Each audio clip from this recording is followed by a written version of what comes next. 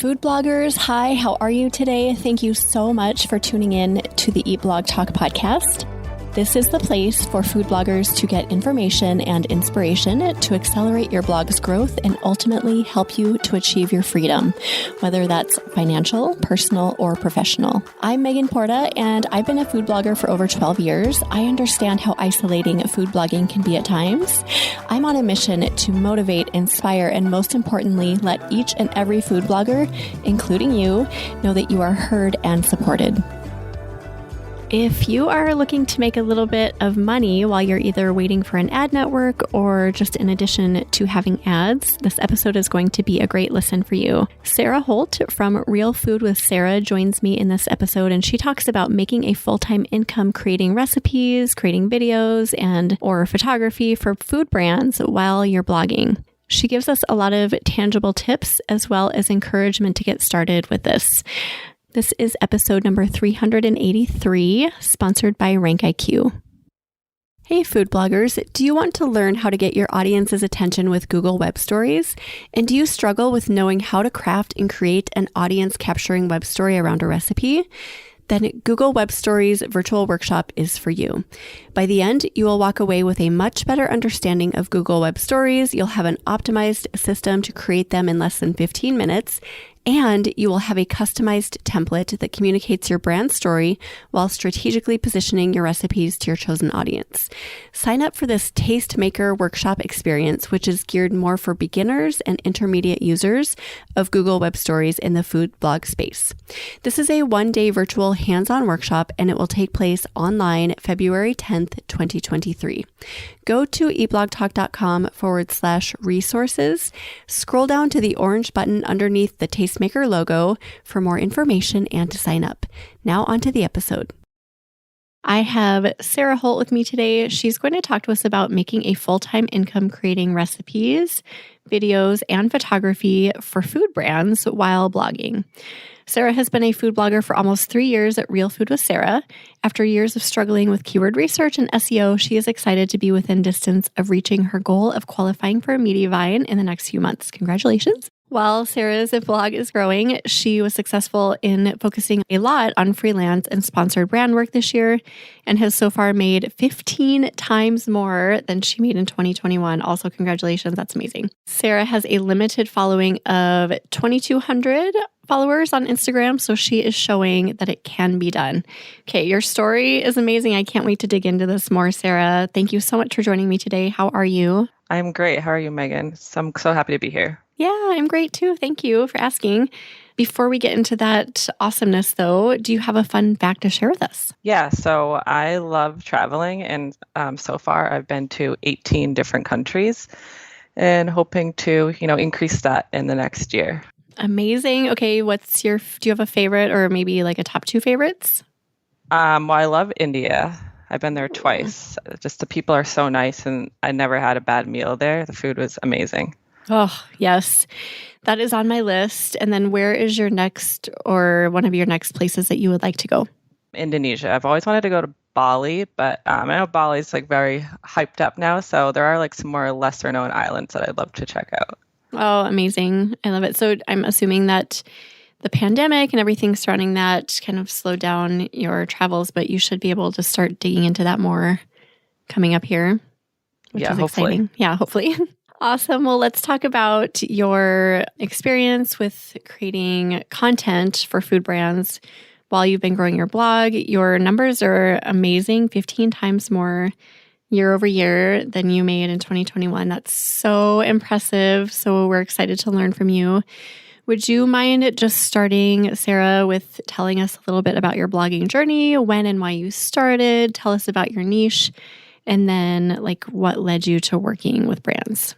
Yeah, so I started posting on Instagram in 2018 as a fitness account, just posting my meals and my workouts. And then I kind of decided to delve into nutrition. So I did a sports nutrition course. So I'm now a certified nutritionist.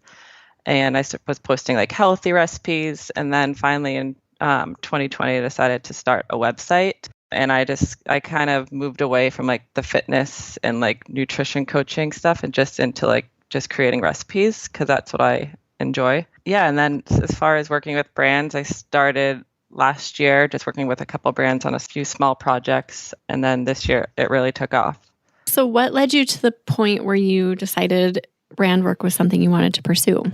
I was just seeing like other people working with brands and like, telling people like how much they can make doing it. And I just enjoy creating recipes and photographing. So I figured why not offer my services to, brands that need it. Yeah. Doing like a little double duty with the stuff you're already doing. So why not make money on the side while you're trying to get into an ad network, right? Yeah, exactly. What were some of your first steps as far as like finding a brand or brands to reach out to? So just like brands that I, use regularly. So things that I have in my pantry and my fridge, I, make notes of those and then reach out to them mainly on Instagram DM just to get a contact information for someone. And then after that, I would discover brands in like the store or just like scrolling through social media. I'd find new brands and I'd try out the products and then decide if I want to pitch them.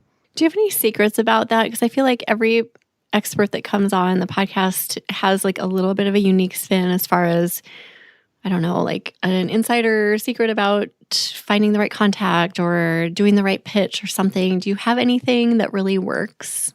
Yeah, so I think definitely through Instagram DM, you have to follow up. You can't just send one new message. A lot of times they don't respond unless you follow up like 2 or 3 times.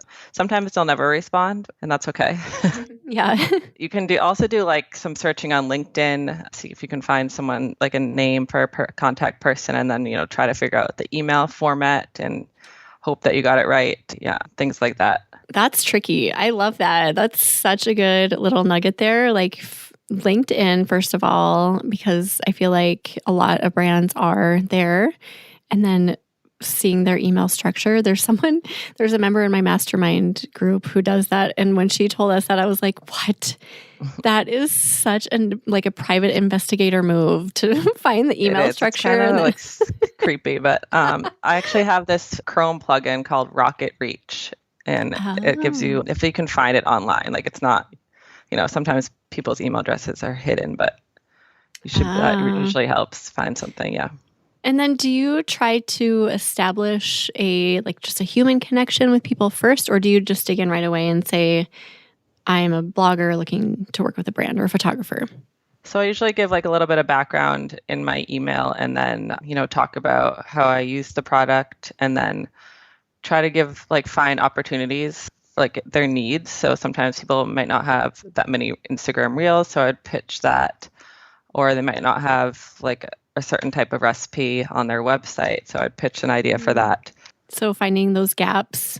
Yes, exactly. Yeah, I think that is one of the secrets of landing brand deals that actually fit for both parties is if there are gaps, like they're missing photography on their website, for example, you can provide that. So that's a need that you're feeling for them.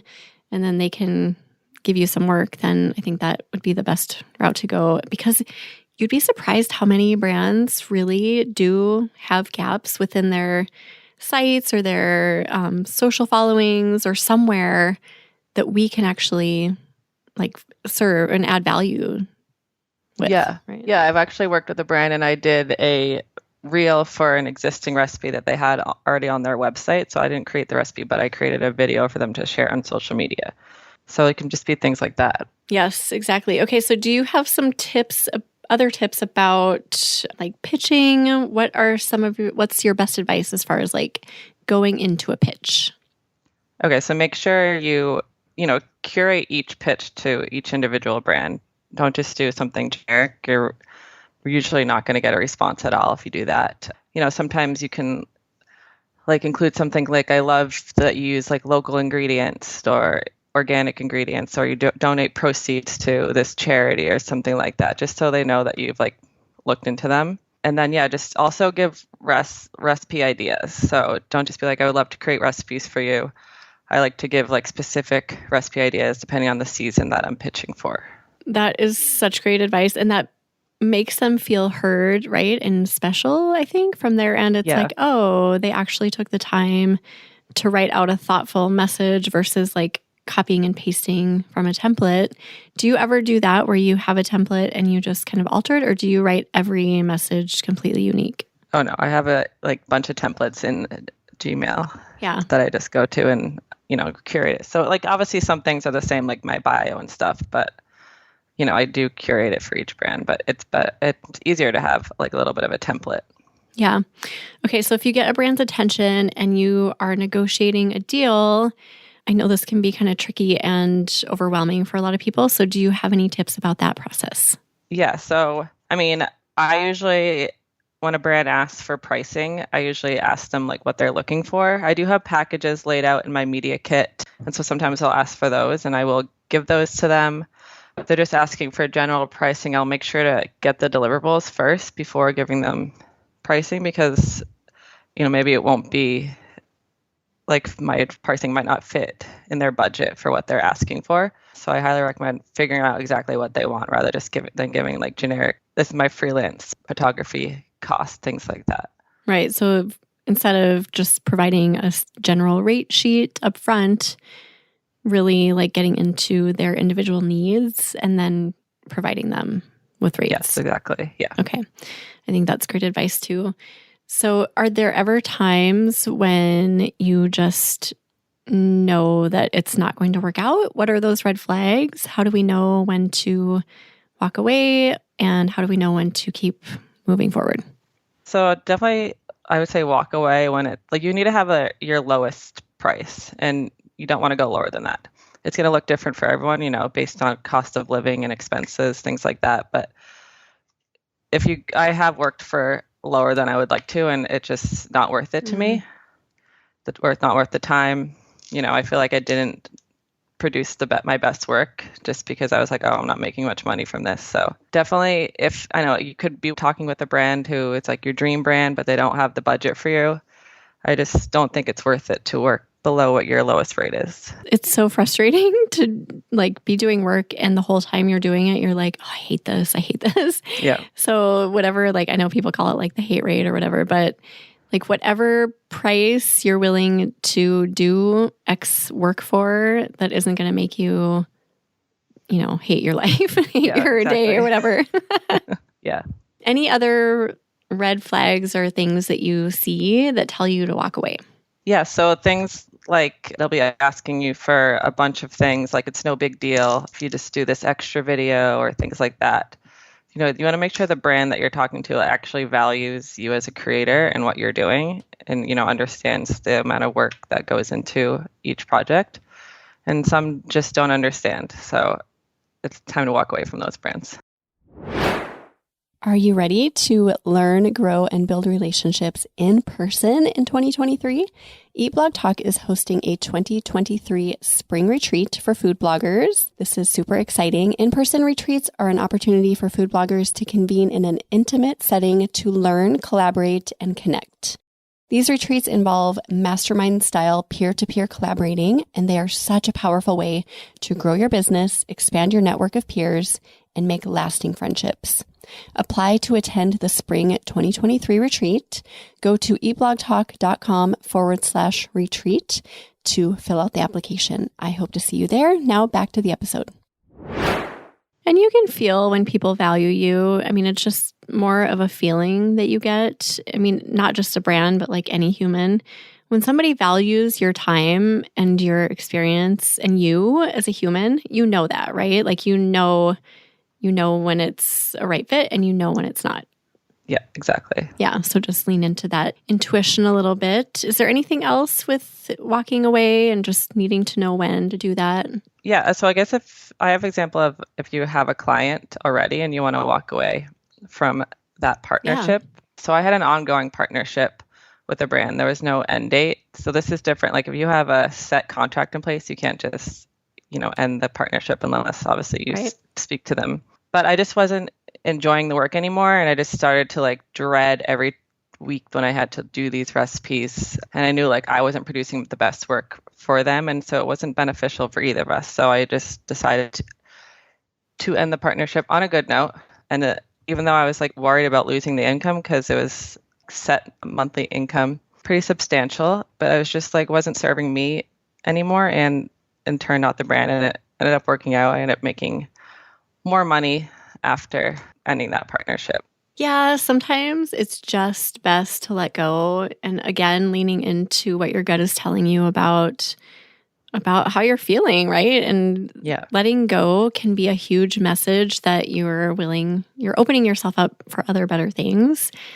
And there is like an element of faith that needs to be involved there, because it just seems like, well, if I keep holding on, I can make this money.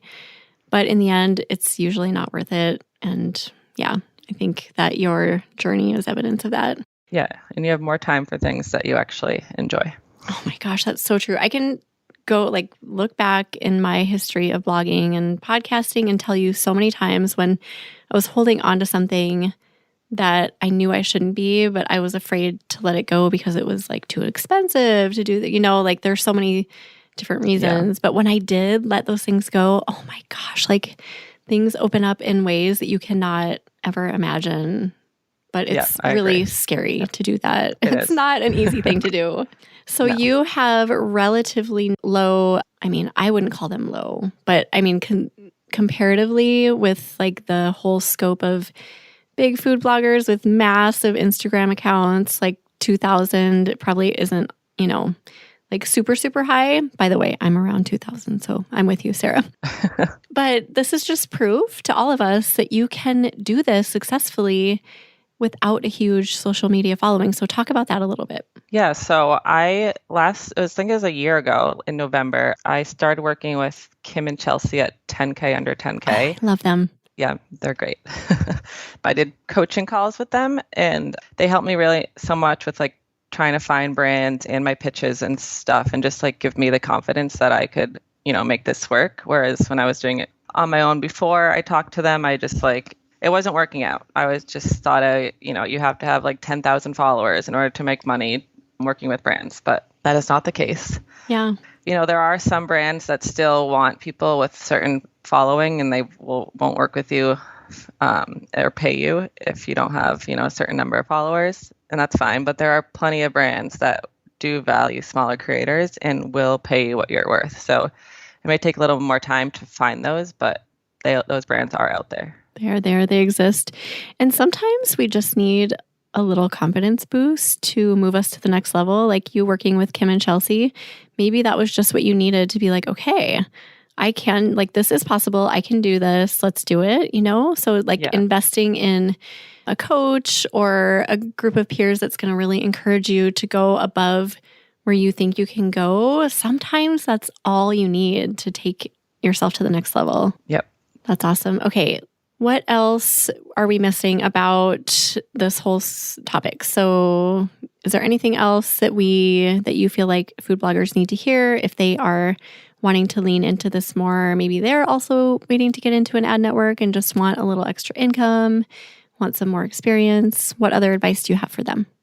My biggest advice is to follow up with brands, because sometimes I've had brands come back to me 6 months later after my first initial pitch and decide they want to work with me. So make sure you're always following up. I try to do 4 emails in a row, not every single day in a row, but twice in the first week, and then the 2 weeks after that, 1 email. And then if they don't respond, then I'll just give it a little break for maybe a couple months, and then I'll reach back out again and see if they respond. So make sure you're always following up, because, emails get lost sometimes. They might see your email and then say they're going to come back to it and then forget about it. So definitely follow up. That's my biggest piece of advice. I always feel, and I think other people can relate to this, I always feel like I'm bothering them, but I don't think that we always are, because like you said, sometimes emails just get lost or people see them and they mean to come back and they just don't. Yeah. So do you ever feel that way? Oh gosh, I'm emailing them again. Yeah, but what do you have to lose, really? Yeah. Right. They can either ignore you or just say no. It's really the pain of not getting the brand deal is probably worse than the pain of wondering if you're bothering them, right? Yeah, exactly. Yeah. Okay, so what else do we need to know? Anything else? Any other last tips? So I have to say, I've made the most money doing freelance content rather than sponsored work. So in that case, my follower count on Instagram doesn't really matter. And so I'd say if you don't want to do sponsored work, which like I would prefer to do freelance and just, send it off to the client for them to post and use how they wish. I highly recommend, pitching for as a freelancer rather than for sponsored posts. So that's something that you want to do. I feel like a lot of brands just assume you want to do sponsored posts when you're reaching out. So make sure like you tailor your pitching email to say that you're a freelance content creator. When you are pitching yourself as a freelancer, how do you select people to pitch to? So typically the same person will be in charge of, creator, like influencer type work, and also like just general like marketing, or they would direct you to someone else. Do you ever reach out to individual like food bloggers or other content creators and just pitch yourself that way? I have, but I haven't ended up working with anyone. Okay.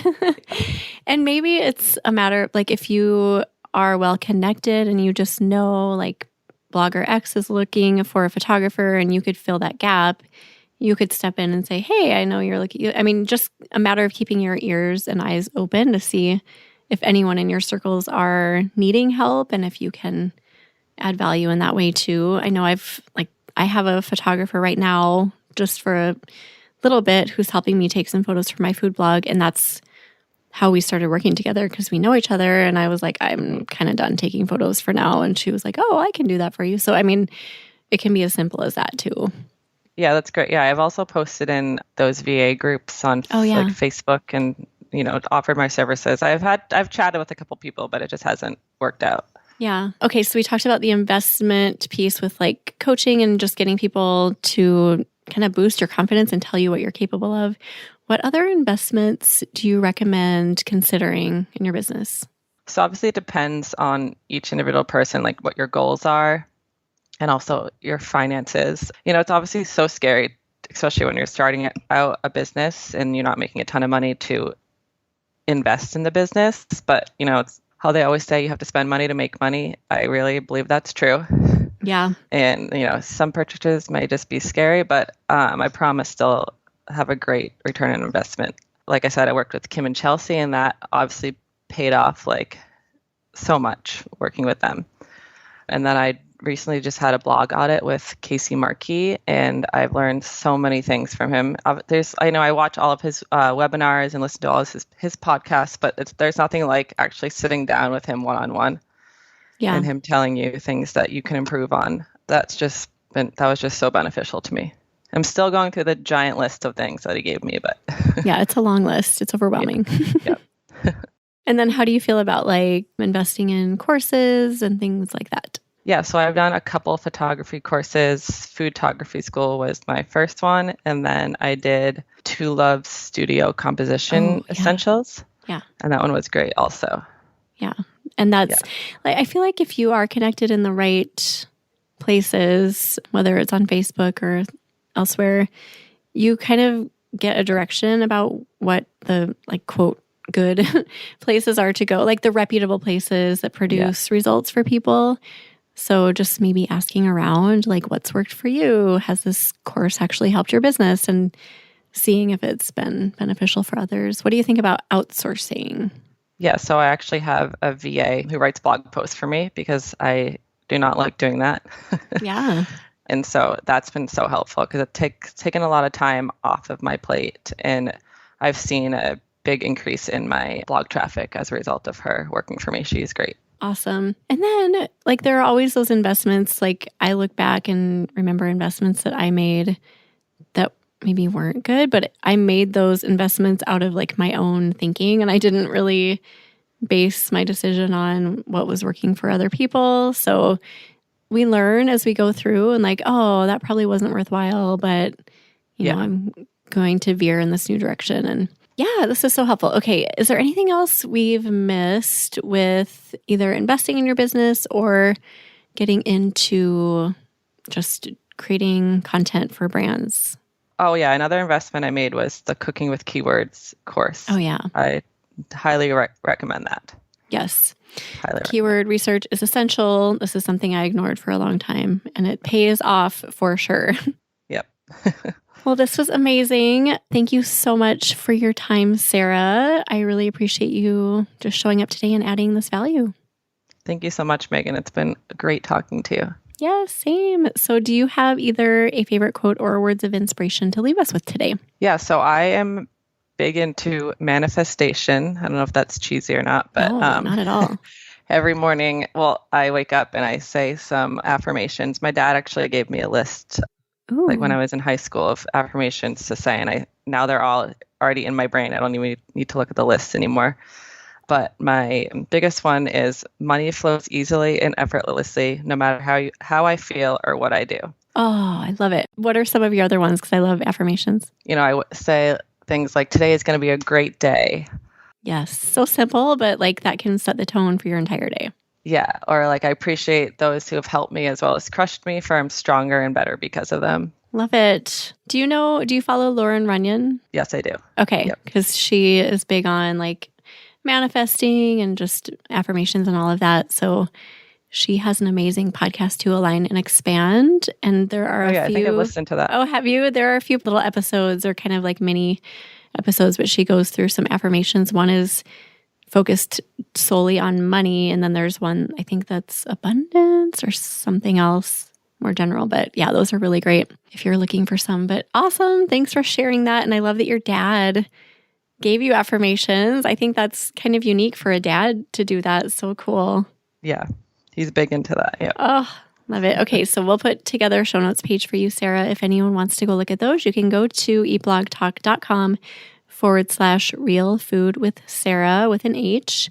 Tell everyone where they can find you on your site, on social media, etc. Sarah. You can find me on my website, realfoodwithsarah.com, on Instagram at realfoodwithsarah, same on Facebook, Real Food with Sarah, TikTok at Real Food with Sarah, and Pinterest, Real Food with Sarah. Cool. Thanks again, Sarah, so much for being here. And thank you for listening today, food bloggers. I will see you in the next episode. Thank you so much for listening to this episode of Eat Blog Talk. Please share this episode with a friend who would benefit from tuning in. I will see you next time.